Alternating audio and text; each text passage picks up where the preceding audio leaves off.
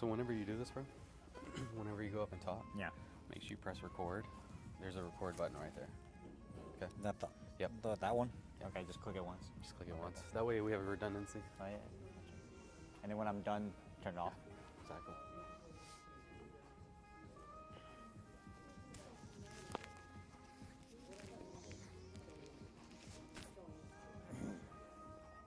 You can go up on this.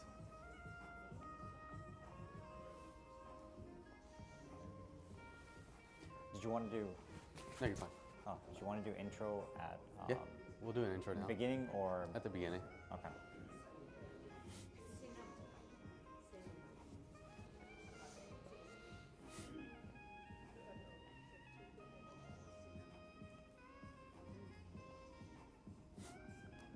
You know what? I'll also get my other laptop here with the slides open so we can see them as well.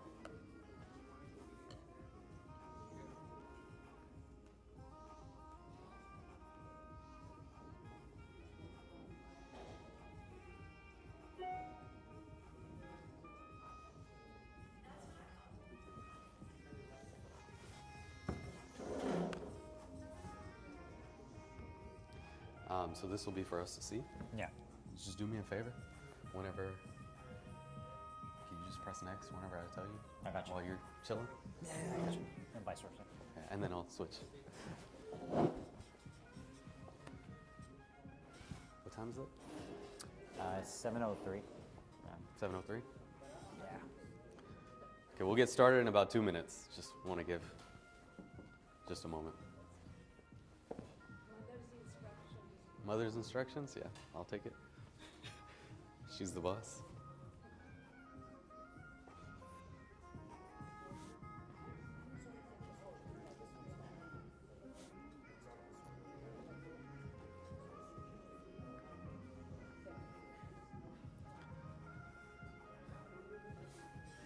You see that camera? The way the lines are? Some lens, if you use you make different lens, 18mm doesn't see that. Well, it's okay, next time. Huh?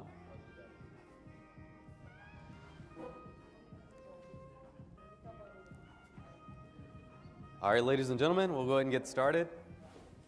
He's got the music down. Okay, so just want to give you guys a quick introduction about myself. My name is Sonny Sethi. I am a lawyer. I'm practicing here in Texas, and I practice business formations, estate planning, and real estate. It all combines together very well for me.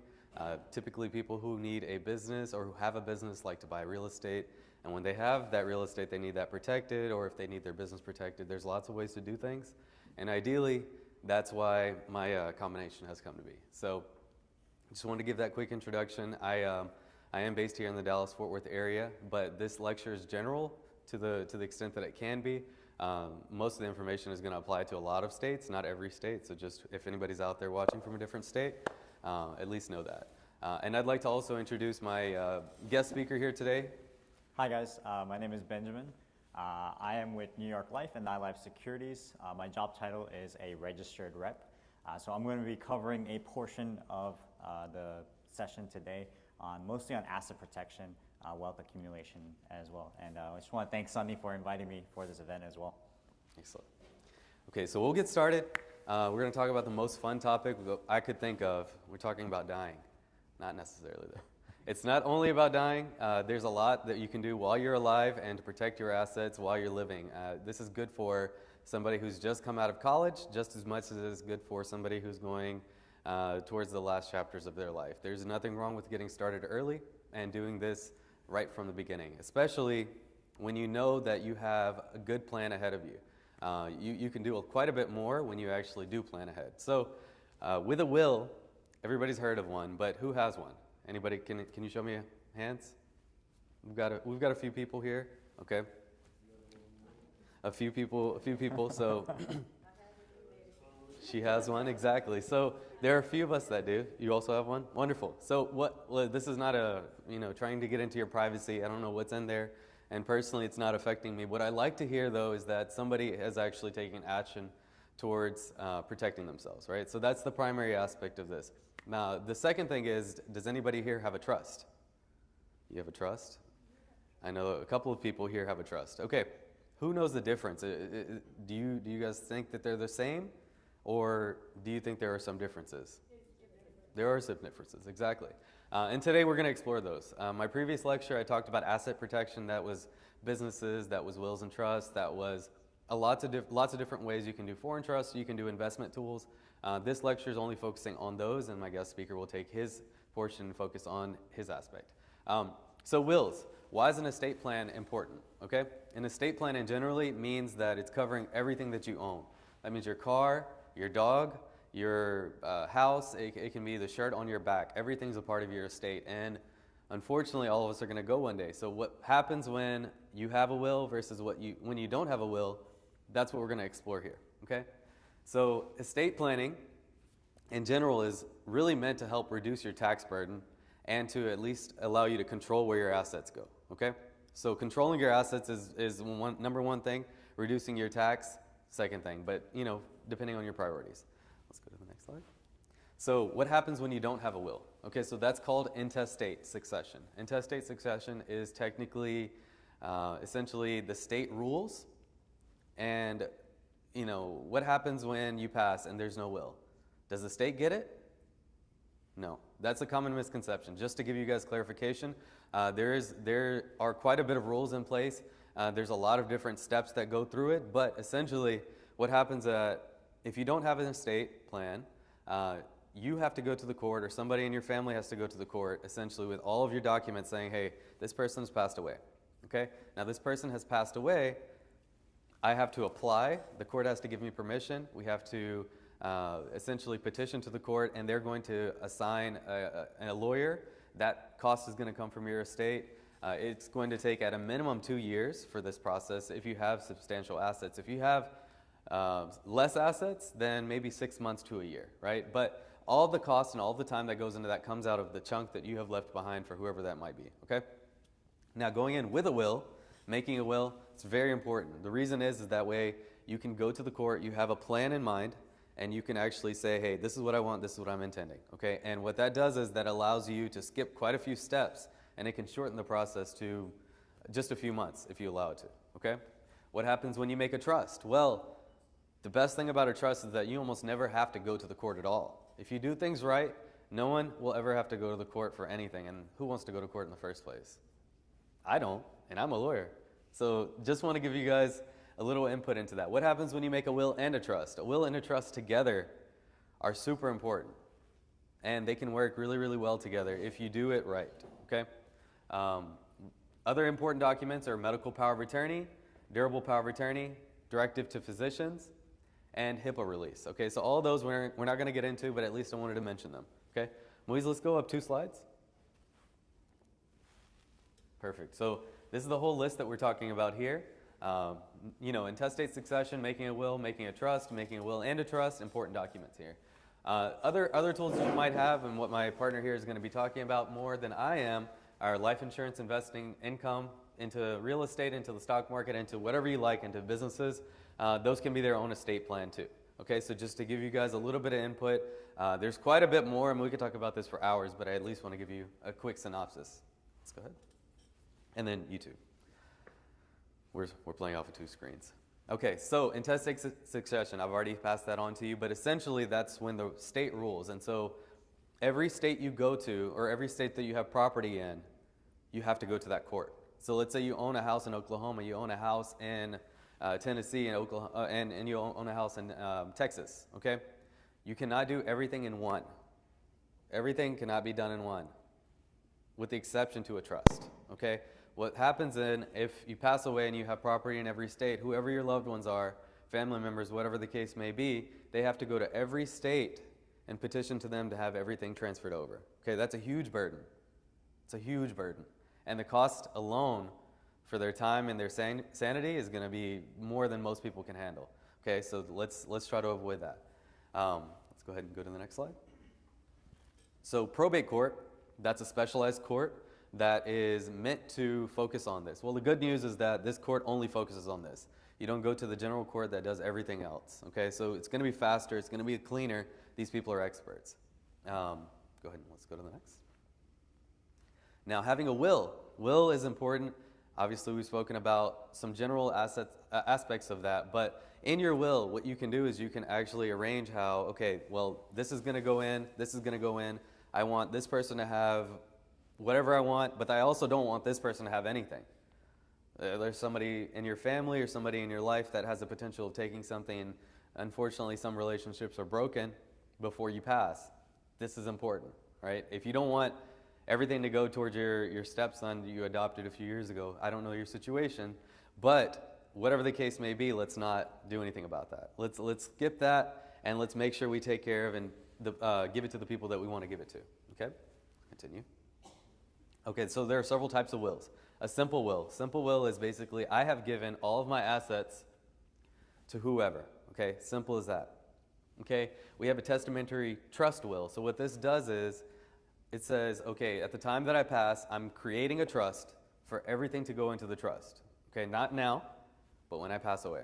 So that means everything goes into the trust. And you write into this will how everything is going to be divided. And basically this creates a huge opportunity for your assets to be protected. We have a joint will. That means your husband and wife. Sometimes you can do business partners. There's lots of things you can do there, but generally it's husband and wife. Those are sometimes called sweetheart wills. Essentially, you're going to mirror each other, and then a living will. So this is meant for, essentially, we're going to create, it's almost like a trust, but it's not quite there, okay? You're going to create benefits for yourself. You're going to give yourself opportunities to do things today, but also leave it for tomorrow, okay? Let's continue. So trust. This is where the bulk of the conversation is going to be today. Who here has heard of a trust? Let's put our hands up for that, okay? We've got a few people. So a trust is exactly what it sounds like. You're creating something in trust. It's not real. It's not real. Okay, so that's the first thing, okay? It's not a real thing. It's completely make-believe. But in the eyes of the state, you can do so much with it, okay? This is almost, a trust in itself is almost a combination of a business plan. It is also a combination of a life insurance policy, and it could also be a combination of your investment tool. Essentially what we do is we create a trust by writing out how you'd like to devise your benefits. Okay, where would you like to go? Where would you like all of your assets to go if you wanted to go a third here, a third here, a third here? Well, that's one part of it. That's the same thing that a will does.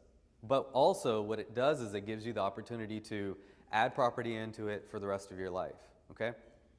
Second thing that it does is it also creates a level of protection from public knowledge, okay? It doesn't create asset protection, but it does create privacy, okay? So you can create privacy and protection, but that's a different alternative scenario, okay? Let's go to the next slide. Okay, so we've got several different types of trusts, and this is not an exhaustive list, okay? So there's quite a bit more information that we can give you, but revocable trust, that is pretty much 95% of the trusts that are out there. 95% of trusts are revocable trusts. Now, revocable trust, from what it sounds like, is that it's revocable. That means you can cancel it, take everything out of the trust, sell it, do whatever you want, okay? There's a huge benefit to that. Essentially what you're doing is you're creating a trust that says, okay, I put all of my assets into this, and I'm over here. But if I ever need anything, I'll just go and grab it. I'll go and grab it.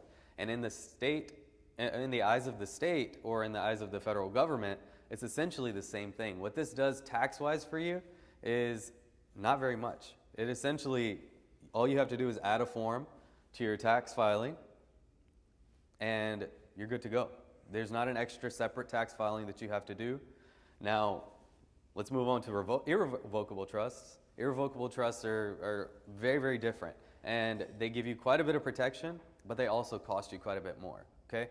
So what happens when you do an irrevocable trust is you essentially say, hey, I'm putting everything over here. This is a separate person for me altogether. It's totally separate, okay? Now you put your business in here, and you're sitting over here. You can be the beneficiary of it, but what happens when you're the beneficiary of it? You're essentially still taking the benefits, but somebody else has the right to control that. Somebody has to have the right to control that. It can be you, But essentially by creating the trust, by controlling it, and by being the beneficiary of it, you have every right to do whatever you want to with this. So in the rules, it becomes revocable. Okay? So you want to be careful on how things go with this. But the benefits that you get out of an irrevocable trust is that you can actually protect yourself from creditors quite a bit. And we can get into that a little bit deeper. But let's say you put it, my trust is going to be named Green Eggs Trust. Okay? Nobody knows that that's me. Okay? So I put my business in here. My business is I sell cars. Okay? So now my business is into Green Eggs Trust. I'm no longer the owner of that trust or that company. Okay? I'm the one who created it. But nothing of that is affiliated to me. Okay? So what happens when my creditors come after me and say, hey, you owe $1 million from this business? Well, they can't touch anything over here. All right? So in a revocable trust, yes, they can. So there are some downsides to having revocable versus irrevocable. But the other downside is that there's a separate tax return on an irrevocable trust, and the tax rate is quite a bit higher. Okay, so I'm throwing a lot of information out there, and I'm trying to get as much as I can in the few minutes that we have together. I'm not trying to take forever with you guys, but at least give you guys an idea of what you can do with a trust and how much benefit it can give you depending on what you're planning to do. Charitable trust, a lot of people, let's say for example, I know some of the people here in this room like to do charity here, right? They want to give money to Red Cross or they want to do things, but you can only do those things now, right? If you want to continue to give your money to whatever organizations for future, however long you want, create a charitable trust. That continues to go forward, and that can go for as long as you need. There's no end date on that, okay? Special needs trust. So in the event that you're disabled, disability can happen to anybody, and I promise you you're not special. We're not special. No, none of us are special, okay? It can happen to any of us. We could walk out right now, and it could happen, and this is obviously very sad, but it can happen, and if this is a likelihood for you, then let's create it. Let's work on it together, and let's make sure you're protected. And then asset protection trust, right? So what this does is essentially you can create a revocable trust, and you can combine it with opening an organization, some corporation, S Corp, C Corp. You can do an LLC. You can do a limited partnership. You can create lots of different things to create that level of protection and that level of privacy, okay? Let's go ahead and move on to the next. So how do trusts work? Okay. Well, with the will, actually. So what happens is we're going to create a trust. I'm going to put all of my things into it now. But after I create my trust, I buy a car, I buy a house, and all of these things. Well, if I want everything to go into the trust, then I'm going to basically say, once I pass away, everything goes into my trust. And then when I pass away, everything that's in my trust goes to whoever I want it to. You'll still have to go to the court, but essentially you only have to focus on one beneficiary. Everything goes to your trust, and it's very streamlined. Usually this type of process will take you a month, maybe two, and it costs very, very little money, okay? Testamentary trust wills. Obviously, it's a very hard word even for me to say, so I hope that you guys don't get caught up on that, but essentially what that means is that we're creating a trust with our will, okay? Like I said before, you can write in there saying, hey, I want everything to go to my child, or I want this to go to my family. But if they're not over the age of 21 or over the age of 24 or 25, you create that in your will, and that gives you that opportunity to do that right away. As soon as you pass away, it goes into a trust. Make sense? And the benefits provides a comprehensive plan for managing and distributing assets. Obviously the goal for this is to protect yourself and to give yourself a lot of flexibility. You can do that in a lot of ways, but by not doing anything, you don't get that benefit. Let's go into the next. Okay, probate versus non-probate assets. So probate assets are going to be things like your hard assets, the things that you have in front of you, okay? Your house, your business, your cars, your clothes, jewelry. It can be bonds that you might have. It can be just generally things in a storage unit, okay? Those are going to be probate assets. And the goal for all of my clients, if I ever work with you, in general, is to avoid court altogether. But if we have to go to court, we want to create it in such a way that it goes very smoothly. Well, we have also non-probate assets. So that means things like your bank account, like your life insurance, things like your investment accounts, if you have something with Fidelity or New York Life, for example, or any of these other companies. I have lots of options for you guys as far as that goes. And then, IRAs, bank accounts, again, I mentioned that. So there's quite a bit, right? I can't create a exhaustive list here because then I'll get bored reading it and so will you, okay? But we can create it depending on your situation. Let's go ahead and move on to the next slide. And I'd like to introduce once again my co-host here, Ben George, and he'll take it over from here. Thank you, Sonny. And, well, yeah, hey, round of applause to Sonny. You covered so much stuff. Thank you. Just want to let you guys know that, this seminar right here in this setting, it's action-packed, right? Especially when we talk about protection, wills, trusts. There's going to be so much information that comes on, and there is a seminar evaluation sheet. I believe it's on that table, and if Anjana, if you could help, I guess, distribute that. If we do talk about certain topics that are of interest to you, and we did not go in detail, please do make a note on there, and so that Sonny or I, and you could reach out to us, and we could go further in details in the form of a consult or in a different manner as well, rather than a seminar setting. Cool, great. So I'm going to be addressing the 6 key areas of capital accumulation and protection. My name is Benjamin George, as Sonny had mentioned. I live a little bit about myself. Many of you may know Sonny, but I'm a new face to many of you guys. And a little bit about myself, I live in West Texas, in this place called Sweetwater, Texas. If you don't know where that is, that's near Abilene. Oh, you know, one person. 20 years in Abilene, wow, welcome. Well, we live a little further past in Sweetwater, Texas. It's the place of rattlesnake roundup. My wife is completing her residency out there with Texas Tech, and hopefully we'll be back in Dallas in about a year. And I'm also I've been with New York Life for about 6 years now, and I'm also completing my master's in financial planning, along with a focus in retirement income, as well as an accredited estate planner as well. And yeah, so let's get this started as well. So, hey guys, you guys want to go on the next slide? I have a disclosure right over here, and you guys can go to the next one as well. Cool, so there are 6 key areas that you guys need to focus on, especially when we talk about capital protection and accumulation as well. Clients generally desire gains, we fear losses. In these 6 areas, if you overlook one of these 6, it can create significant losses in your portfolio. So the idea is to be able to educate you on all the 6 different areas that you need to focus on so that you don't have to worry about these kind of losses as well. Now, what are these key 6 areas? We're going to talk about income protection. We're going to be talking about protecting your capital. We're going to be talking about income taxation. We're going to be talking about asset protection and retirement planning, and last but not least, our favorite, estate planning as well. Now, again, just as I mentioned, we're going to be covering a lot of topics. We're only going to be able to hit it on a high level, but if there's any techniques, concepts, or any ideas that speak to you, please do make a note of it, and we'll definitely cover that on a separate session. So, protecting your income. What are you protecting your income from? The big 3 is death, disability, and any sort of long-term illnesses. Now, how can we do that is in the form of insurances.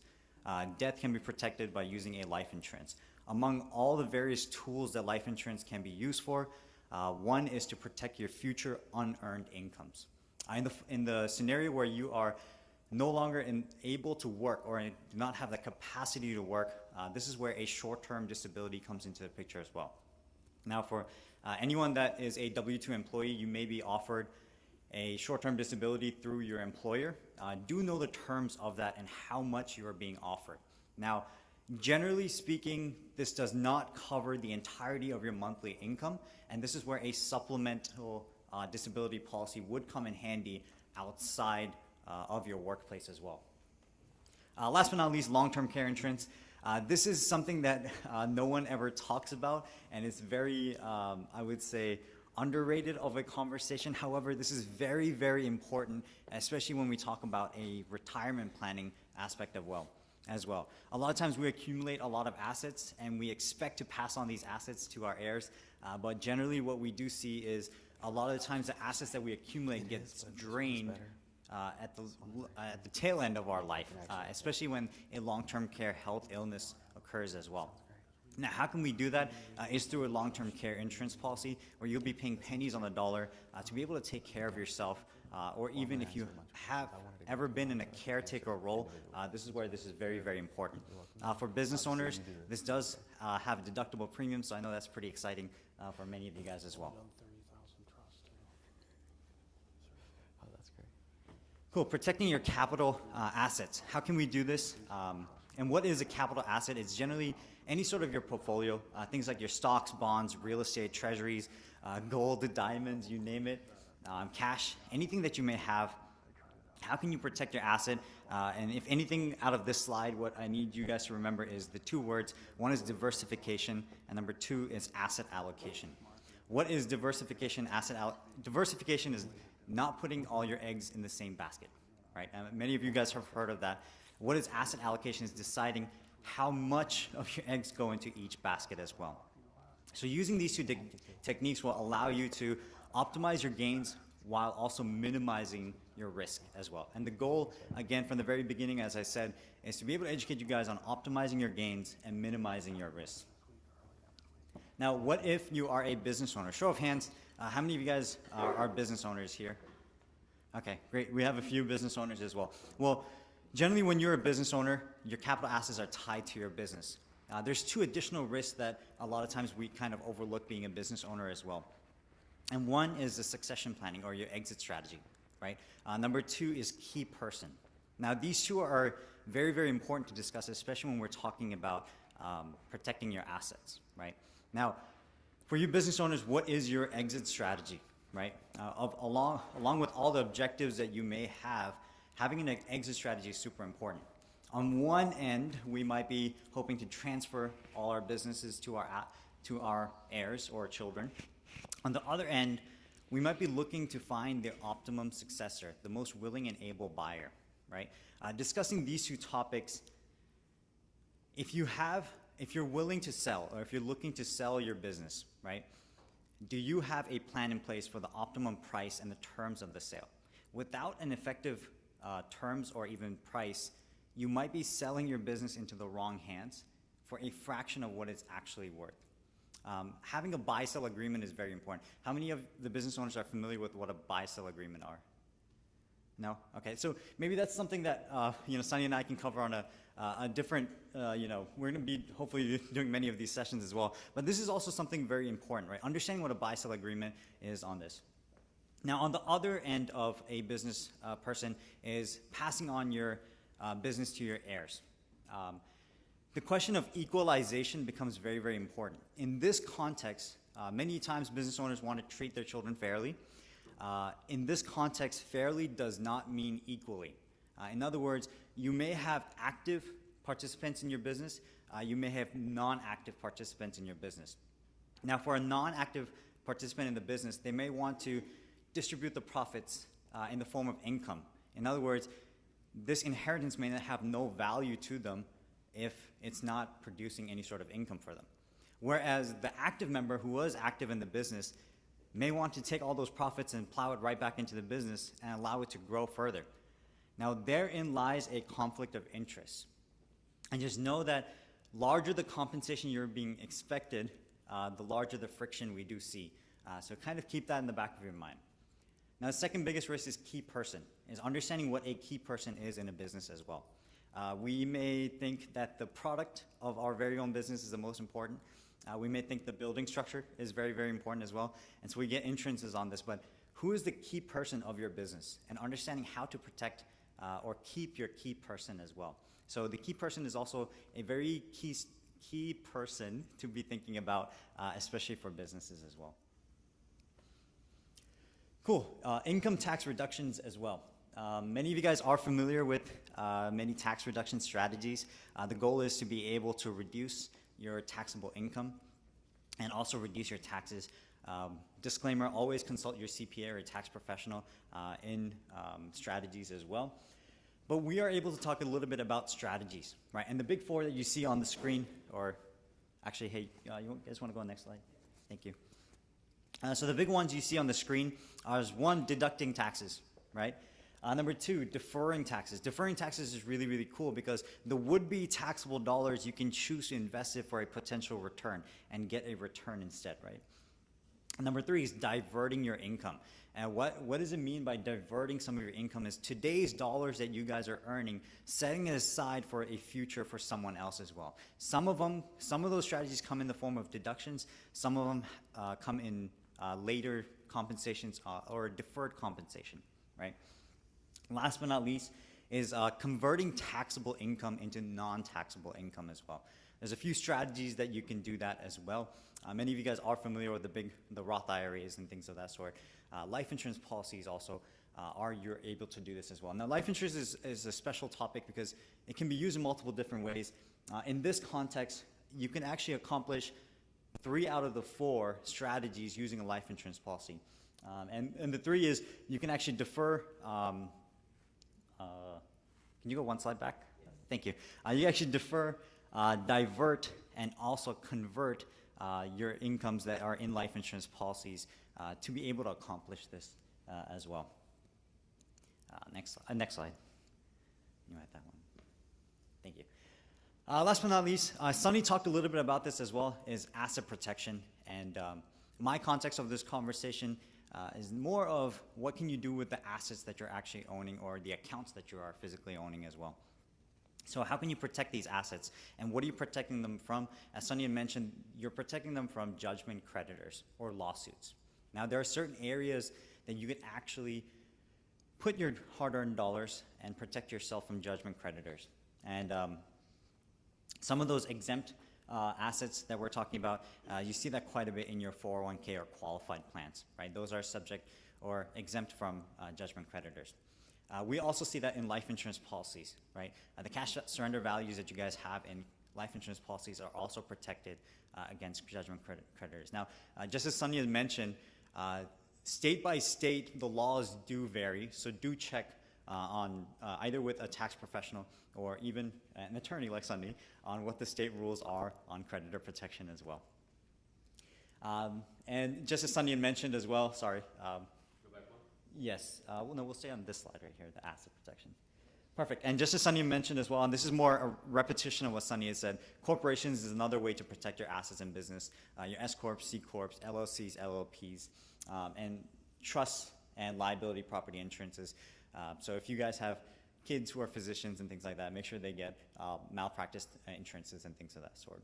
Trust is a very important topic, and I know Sonny mentioned it as well. But just to reiterate that and the importance of it is that having a trust not only protects you from lawsuits and judgment creditors, but it also protects your beneficiary from judgment and lawsuit creditors. Just to give, and just because I see a largely Desi community, largely Desi communities they have many children as physicians, and my wife's a physician, so I could talk about this as well, is something that you should keep in mind also is that if your children are having careers that they could see lawsuits in or things like that coming to them, and if you have a set of assets that you're planning to pass on to your children, having them protected within the trust protects you and protects them as well. So today they may not have anything under their names, but if God forbid they were to get a lawsuit under their name and then all these assets were transferred to them, then there goes your hard-earned dollars and assets that gets taken up by the lawsuit, right? Cool. We're at retirement planning. All right, great. We're going to touch upon this. Retirement planning is super important and one of the key structures in protecting capital accumulation, right?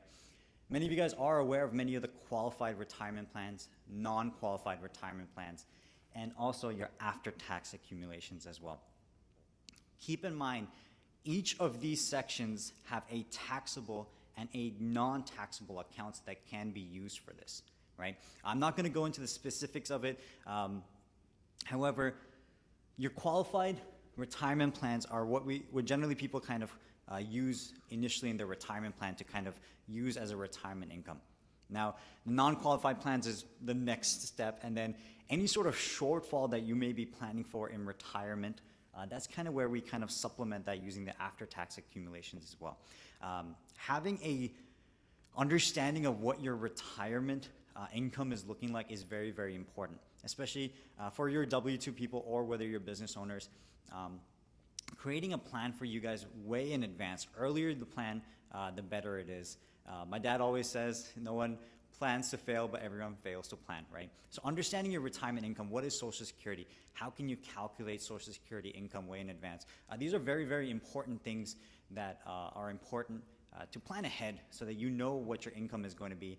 And so if you have children that you're expecting to needing help with, you can kind of prepare them accordingly as well. Next slide. Cool. Last but not least, this is the last two slides I have. Estate planning. I'm not going to touch on this much because your expert is sitting right in front of you as well. But these are some of the key objectives that people do have when talking about estate planning as well. Now, working with New York Life a little bit, some things that are really, really cool is that we do have a team of 30 other CPAs and attorneys that work with us. However, we create strategies. We don't actually draft the plan for you. So in order to draft the plan for you, you would need a qualified attorney like Sonny, right? So if that's something that you guys are looking into, or if I spoke about any topics that were of interest to you guys, we're able to help with strategies on how you could accomplish many of the things that you're trying to accomplish as well. Next slide. And many of you guys should know this, end of December 31st, 2025, the estate planning exemption rule is sunsetting. However, we do have that much time for the government to be able to come up with a new plan. What are the numbers going to? It's almost chopped in exactly half. It's going back to the 2017 numbers of 5.98 million. And roughly, if you're married, it's about close to $11 million. So kind of keep that in mind as well. And what happens to your estate if your assets fall above that. And one thing on life insurance as well that I'm going to add, and you talked a little bit about trust, is if you do have if you're looking at these numbers and you're like, well, my estate is close, but nowhere close. If you have life insurance policies on yourself that are outside of your trust, that can be counted towards your estate as well. So look up ILETs, and I'm sure Sonny will probably cover that in a future session, or maybe we both will cover that as well. But those are super important to protect your assets and keep it below that number so you can be exempted as well. And I think that should be it. All right, we're not quite done. We're going to have a question session. And we'd like to give everybody an opportunity here to speak. Well, I'd like to just step back before we do that and give a quick clarification on the last slide. So could we go back to that one with the big numbers on them? That's the one. Okay. So who understood what this meant? Probably nobody. All right. So no problem. I just want to make sure, well, you guys may be experts, and some of you guys may have heard of this before. So what this means is, I'm going to break it down. In your estate, you basically, we made a lot of money, okay? We've spent our whole life working hard. And we've got, like I said, several businesses, we've got several cars, we've got life insurance policies. Everything that we have adds up, and we have $8 million, okay? Let's just say hypothetically, we have $8 million. Well, if you die before 2025, then that means nobody's paying taxes on what you give to them, all right? That's a great thing. That's a wonderful thing. Why is this the case? Well, just to clarify and how this works, every president is going to pretty much change this, okay?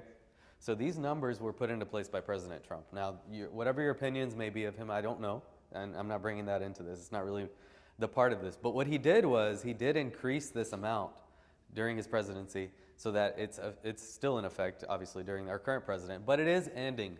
So what that means is if you don't pass away within 2025, obviously it's a bad thing for your taxes, but that's a great thing for your life, right? So that's what we want. But what you have to do is you have to plan ahead, okay? You don't want all of your money to go away just because you have $8 million sitting there and the president or whatever presidential administration has decided that's too much money, and that what happens here is that estate taxes are pretty high. I mean, they're about 40%. That's pretty high. So let's say you have $8 million, and the number is down to $5 million. What happens then is that $3 million, 40% of it goes to the federal government. Okay? And that's a lot of money. That's a lot. Like, who thinks that's a lot of money? Show me your hands if you think that's a lot of money.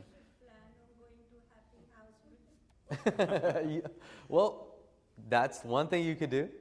Another piece of advice is that you could just spend your money now. I mean, you've already paid taxes on your money.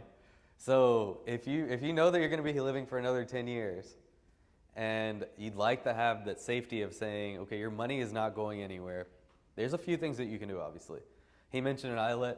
ILET is, that's one strategy. You can create a trust that basically skips generations and says, okay, well, my son is getting $5 million or whatever the tax amount is, whatever the exemption is. And whatever's in excess of that goes on to the next generation. So right now I have one son or one daughter, whatever the case may be. I give whatever the estate tax exemption amount to them. Well, my trust that I've created in separate goes on to the next generation for them, and they don't get that tax. Well, let's say you have a lot more money. Let's say you have $50 million. You have a lot of money. Well, you've got to plan for that as well. So you have to go to the next generation, to the next generation. Now, there are limitations on this, and eventually you're going to run out of options, right? So for those people who say having a lot of money is great, well, eventually somebody's going to get that money. And it's either going to be your family and your friends, or it's going to be the government. So you might as well maximize the amount that your family is going to get and your friends are going to get by planning ahead, okay? So that's just one bit of clarification that I wanted to give, because that's super important, right? Most people won't even recognize that, but this changes, and as long as we're here, let's pay attention to this. This is not very difficult to look up, and you can call me and I can tell you quickly as well, no problem. Okay, so let's go on to some questions, all right? Anybody here have any questions about what we've spoken about? And I encourage them. I did kind of speed through my slides so that I could answer some questions. So whoever's here, hopefully, I know that we have family here, but whoever's here, you don't have to go on the camera. Nobody has to hear you outside. But here, I'd like to answer. So give me anything.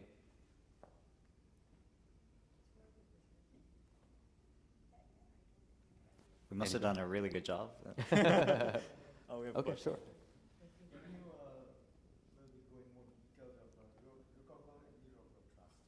Yes.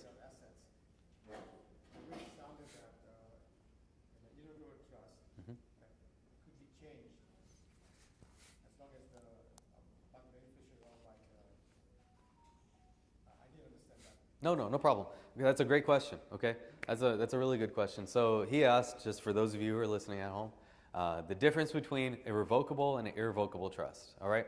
Now, there are quite a bit of differences. Well, generally speaking, you're putting all of your stuff into it.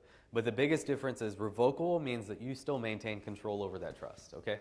That continues to be as long as you are alive and once you've passed, okay? So your revocable trust, like I said, 95% of trusts are that, okay? But there are a lot of breakdowns that you can create. Irrevocable trust, the primary purpose of an irrevocable trust, all right? Now that's something that you could use technically to avoid your estate tax ahead, but so to speak, that's also taxed. So, you're going to pay taxes on it regardless. But the biggest benefit is, let's say, I'm going to give you a scenario. This is how I typically explain things, is through scenarios. So I hope that this helps, all right? So I have, for example, I have 2 houses, I have 1 business, and I have 5 cars. Just a general example, okay? Well, maybe one day. Thank you for the support. But I'm not there yet. But let's say I have all of those things, all right? And I also have $40 million in credit card debt. I'm just using an astronomical number, okay? Well, what is credit card debt? It's considered unsecured debt, okay? Unsecured debt. Well, $40 million in credit card debt, they can't come after my house and my home unless I default in a judgment against them. And technically still they can't, because that's unsecured. Basically what you're giving to a credit card is the promise that you're going to pay them back, okay? But let's say you take a mortgage and you take a business loan and you take a loan from a friend, for example, and you take a loan from them and they say, okay, I need to take title to your business right now, okay? Well, those are called secured loans, all right? A secured loan is something that is given collateral. So I'm saying this is yours until I pay it back, okay? Well, I don't want to pay that back. I'm in a position where I can't, or I don't want to. Well, you can take your assets and put it into irrevocable trust. You can create that trust. You can say, hey, my cousin is going to be my trustee, and I'm giving everything to my daughter, okay? I've given up control over that trust, and I've given up all the access to that trust and everything that's in that trust, okay? Well, now what I've created, essentially, it's called a spendthrift trust, okay? A spendthrift trust. So that's one of the main reasons that that's here. So you don't have to remember the term, and that's okay if you don't. But what the purpose of this trust is very, very important. You basically have given up all of your control over these assets, and now none of the creditors can touch it. That means I don't own anything, and they can't touch it. There's a lot of benefits to be gained from this. I mean, I can continue to go, like, let's say I was a good person, and the purpose for that is for good reasons. Well, let's say I'm a bad person. And, I can't say who's bad or good, but let's say I have bad intentions, right? And I've took a lot of loans from people, and I'm here to screw people over. Well, I can still create this trust if I'm smart, and they can't do anything about it. Well, obviously, if you're defrauding people, things like that, if you're doing specific things that are criminally charged, then yes, they can reach into that. But there are these people who are creating, and it's nothing against life insurance companies or anything, but there are a lot of life insurance companies out there that are multi-level marketing companies, okay? You might have heard of them. There are a lot of these companies that are not real companies. What they do is they're going to borrow money from 5 of their friends, okay? 5 people, whatever the case may be. Now they have $1 million. They take that money and they invest it, okay? Well, they make really good on that money. Well, they take those numbers, they show it to the next person. Those people invest. Well, instead of making money, they're showing that next person investment as profit. And then that next person's investment as profit. And then that next person. And so basically what they're doing is they're creating a Ponzi scheme, which is everybody's investment is profit, but nobody's making any profit except for the person taking the money. And now they're buying houses, they're buying cars, they're doing all these things. Well, that's technically defraud, but there are some exceptions, because if they do it right, they can take your assets. I'm just giving you guys fair warning. That's totally off topic, but my mind went there. But just keep that in mind, right? So does that help clarify a little bit about what a irrevocable versus a revocable trust can do? Sort of. In a irrevocable trust, Mm-hmm. once it's created, right? Mm-hmm. It cannot be revoked. Irrevocable trust, right, exactly. It cannot be revoked anymore. There's nothing that you can do. Like I did mention to you, though, if you did put yourself as the beneficiary of that trust, well, essentially you're deleting that whole irrevocability, and most people will assume that you're doing it to avoid taxes, and they can still reach in there. Because you can still control things. As the beneficiary of things, you have rights. Whenever you have, if you're expected to get something, technically, this is just another thing. Let's say you're a beneficiary and you're expected to get something, and the person who's controlling that trust has taken everything that's in that trust and bought things for themselves. Well, you can technically sue that person as the beneficiary. That's just something that's super important for everybody to know. So if you've created a trust for your child or for your family member, and whoever you've given trust to, the person who is the trustee, they do something wrong, well, your child or whoever is taking the benefit has rights, and they can collect that money or sue them back. All right. But generally speaking, by creating an irrevocable trust, if you're doing it that way, you're just giving up full control. And that's what that is. But with the revocable trust, you can create lots of different variations, but you still maintain control, and you can change it at any time. A trust doesn't exist unless you put something inside. So if you've taken everything out, you've killed that trust. So what happens in a irrevocable trust, there's an asset that grows, okay? Say today the value is $25 million, Mm-hmm. for example. So you're basically exempt from tax, right, as of right now, because you're a couple. Right. Now, if that irrevocable trust asset grows to $30 million, Mm-hmm. is that $5 million, the type of trust rate was $25 million, but Mhm. the $5 million growth is doing the irrevocable trust. What happens to the $5 million? Is it taxable at that portion? Yes. Well, the answer is maybe. It always depends, right? The reason that it depends is because during that time, the laws could change. Because as mentioned, the laws change every presidential administration, okay? So at that time, they could adjust for inflation, and at that time, you could be giving $20 million away per person, and then your full estate exemption could be $40 million. And if your assets are less than that amount, then you're fine. So you have to keep an eye on these things. It's not a one and done solution. So if you create a trust right now, with the laws of $25 million, Mm-hmm. so that's grandfathered in, am I correct? So that's not grandfathered in. It changes because it only applies to when you pass. So the value of the law, regardless of we put a trust, we create a trust right now or 5 years later. Yeah, exactly. The point I'm making is the taxable laws only applies when you pass away. Exactly, yes. They only apply when you pass away. why would this be useful? Let's say you had a lot of money right now. Let's say you had $20 million. Why would you create a trust now when you know the laws will be changing in 3 years, 2 years?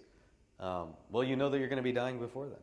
If you know that you have a terminal illness or something, for example, you would create your plan to plan for that. So there are some particular benefits to doing it. Every situation is different. So if you have an asset that's over that amount, then you should plan accordingly, knowing that the laws will change. So there are ways to do that. I saw a hand come up over here. Yeah, I mean, you already answered the question, but you can always change the question. Yes, you can. Why would somebody make irrevocable trust? Yes, you are losing control, right? Well, the thing is that instead, so there are particular reasons that really mainly it's for high wealth people.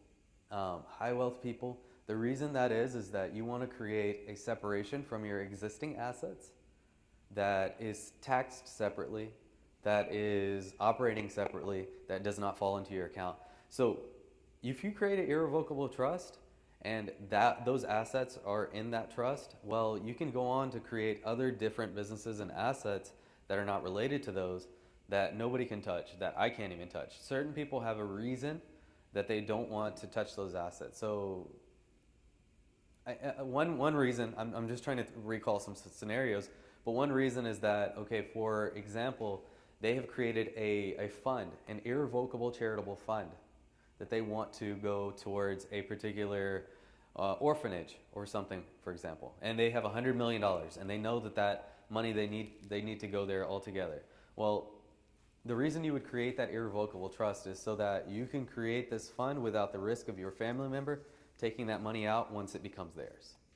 Because whatever is yours at that time, if it's a revocable trust, it passes on. But as the beneficiary, you may have some reach to it. Okay, you can always challenge things. There's always ways that you can do it, but to create a charitable fund, typically it's irrevocable. And that's one of the main reasons. Does that help? That's just one example. Obviously, we can go in quite a bit more. I was just thinking about some scenarios, but as they come along, we can keep the conversation going for sure. Anyone else? Any other questions? Sure. Someone has multiple properties under their name, and they haven't put into LLC or something. Right. Can you go directly to a trust without going to the LLC? Yes, you can. What benefits are in that process versus everything else? Sure. So he asked a question just for you guys out there, and this is kind of dialing back to the previous conversation. You have 3 houses, okay? He asked if you have 3 houses, what's the benefit of putting your property into a trust versus an LLC, okay? Well, my advice to you is to do both, okay? So the reason is a trust is for privacy, and an LLC or a corporation or something else is for protection, okay? When you transfer it into a trust, you create that level of anonymity that essentially if you get into some sort of calamity or something, somebody tries to sue you for something, they look up your name, they can't find that property in your name right away.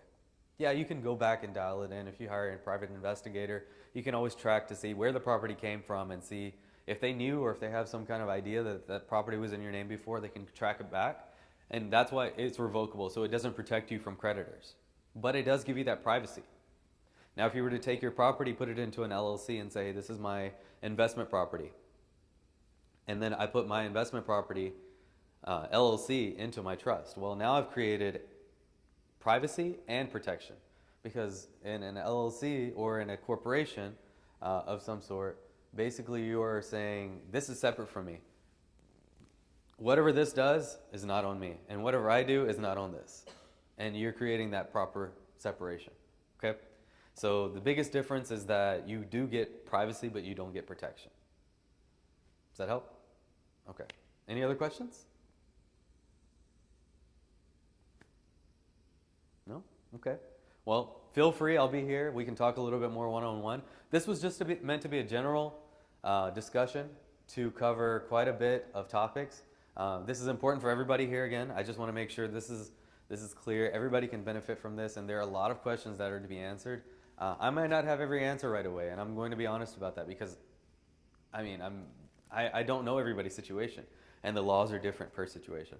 But one thing that I do want to clarify, and I just want to make sure that everybody in the audience and everybody who's watching at home or wherever you are, just know that it's important to create a plan now, because what you do with it today can impact how everything goes for tomorrow.